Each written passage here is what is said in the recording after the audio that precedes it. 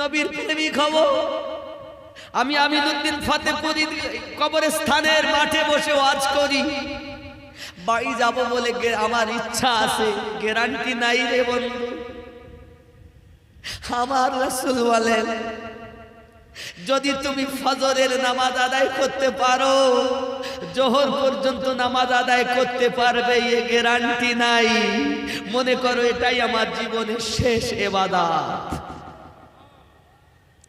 জোহর যদি আদায় হইয়া যায়, চিন্তা করো, জোহর এটাই হয়তো শেষ, আসর পড়তে পারবো না।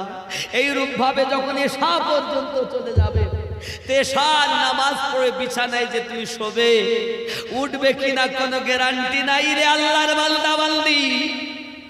জীবনের শেষ ইবাদত মনে করে তোমার মাবুদের কুদরতি কদমে সেজদা দাও।